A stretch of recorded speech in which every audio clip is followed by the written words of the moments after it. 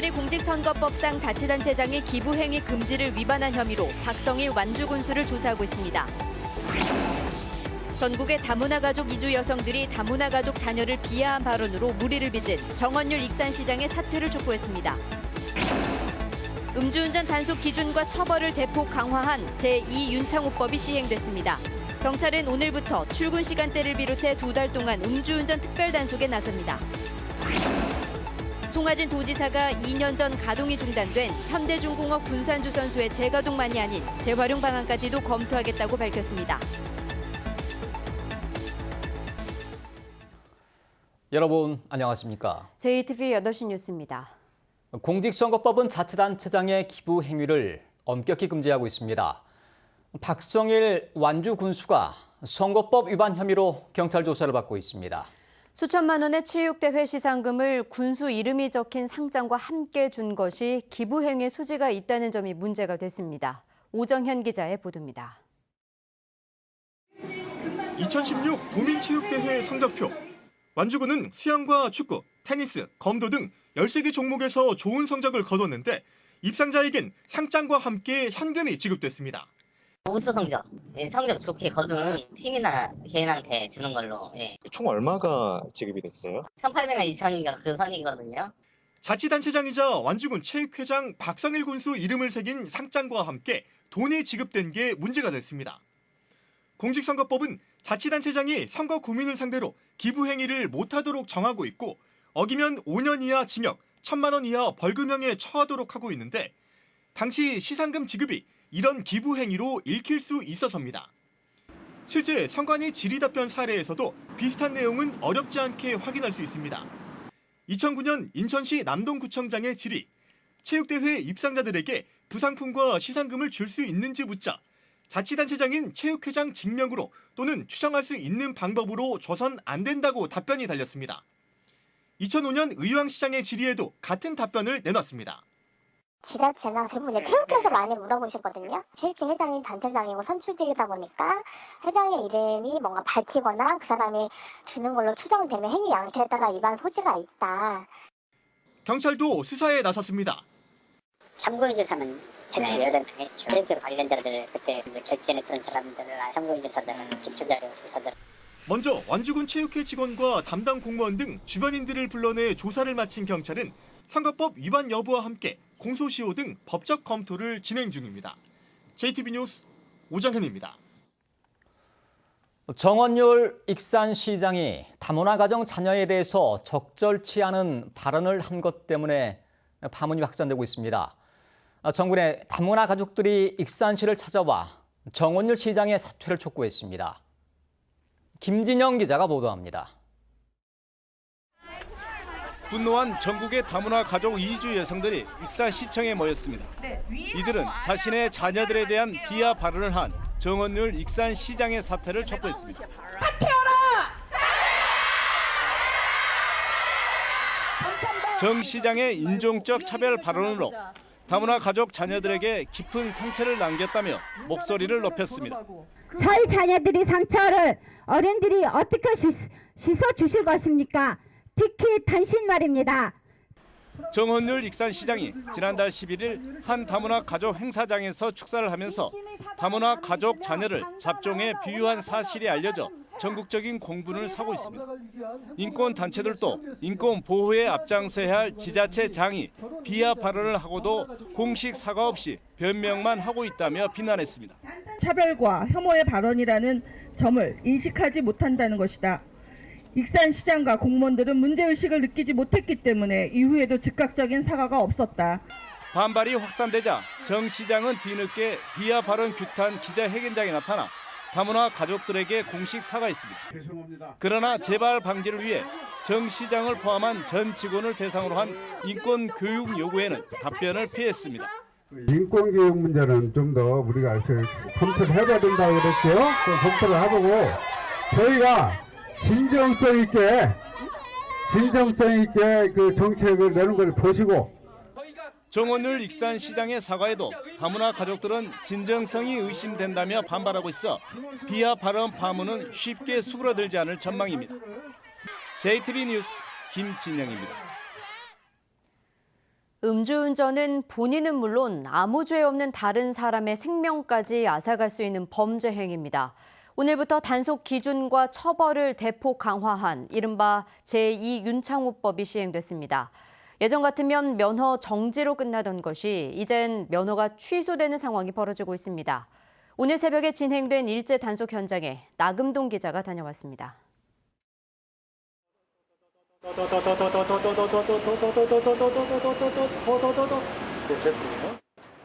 제2윤창호법이 시행된 지 1시간 반 만에 면허 취소자가 적발됩니다.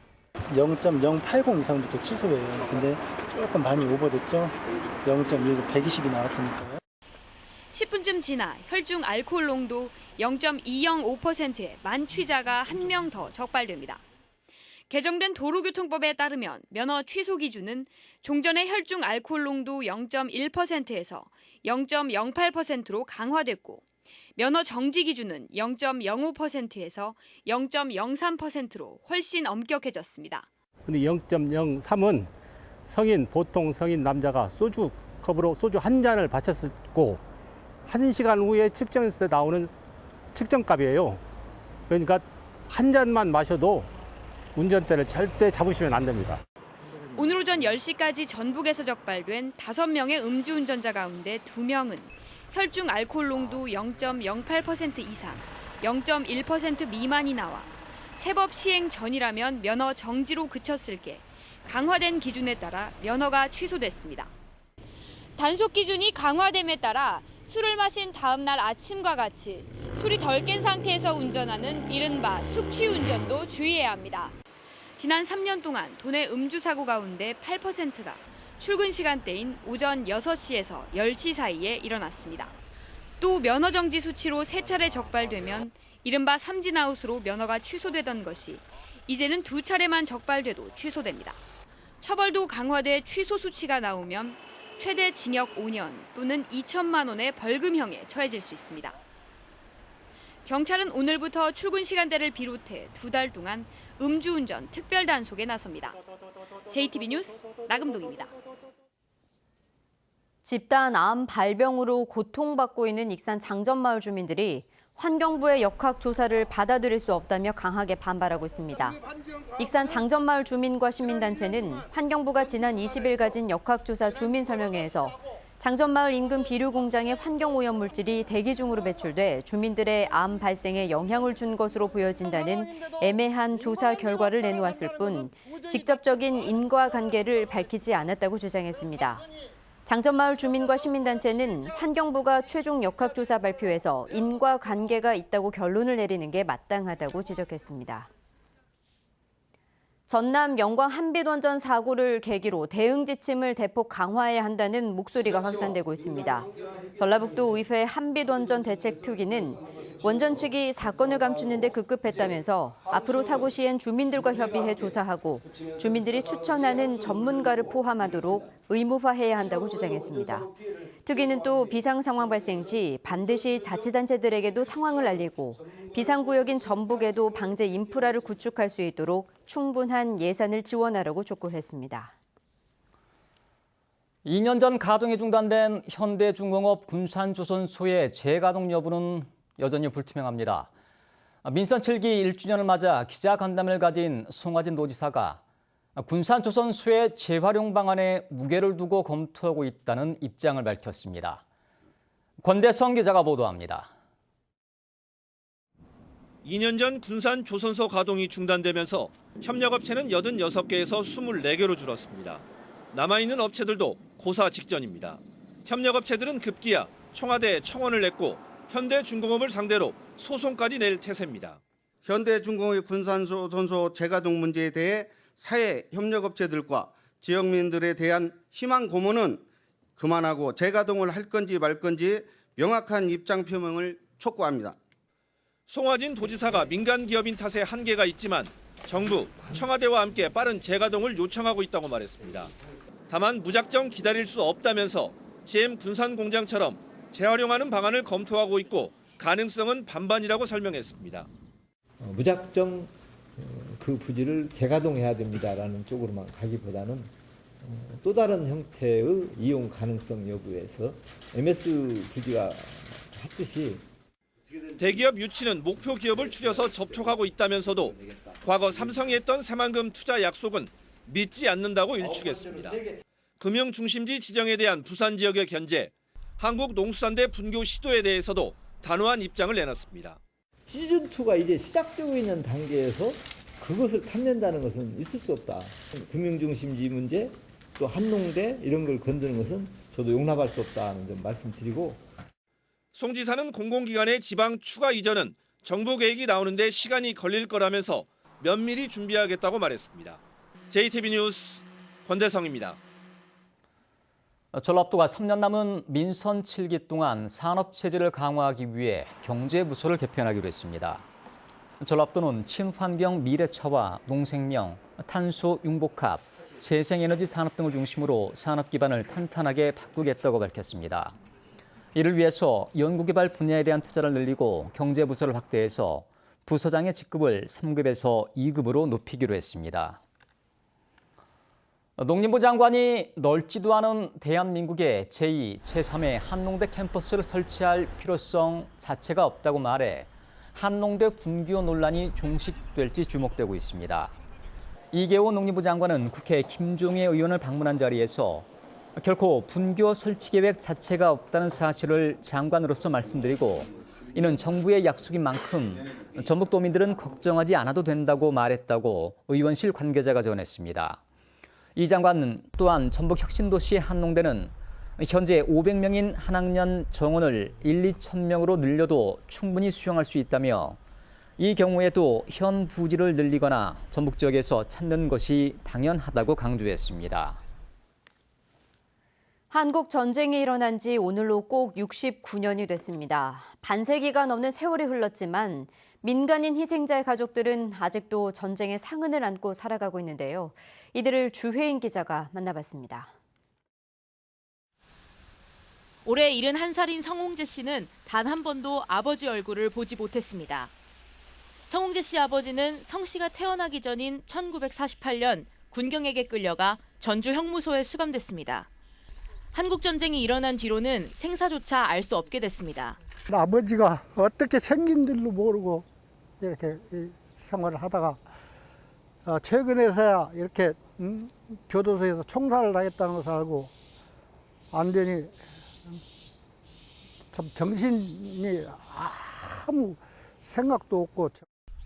당시 전주 형무소에 수감된 민간인 가운데 1,400여 명이 전주 황방산에 묻혔을 걸로 추정되고 있습니다. 전쟁으로 아버지뿐만 아니라 삼촌까지 잃은 신종희 씨도 해마다 황방산을 찾아 제사를 지내고 있습니다.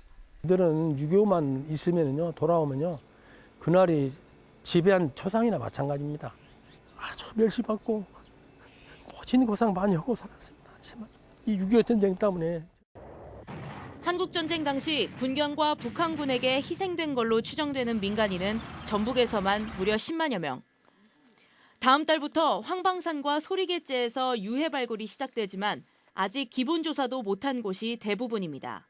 이거 1,400여 구라고 하는데 만약 경우에 한 1,009만 나와도 어디다가 어디에다가 이제 보관을 하느냐. 유가족을 찾는 거, 그다음에 피해자를 찾는 것이 제일 일이 우선순위다. 70년 통한의 세월을 살아온 유가족들은 유해 발굴을 통해 그날의 진실이 밝혀지길 애타게 기다리고 있습니다. JTB 뉴스 주혜인입니다. 6.25 전쟁 제69주년 기념 행사가 참전 용사와 국가 유공자 단체 회원 등 500여 명이 참석한 가운데 오늘 열렸습니다.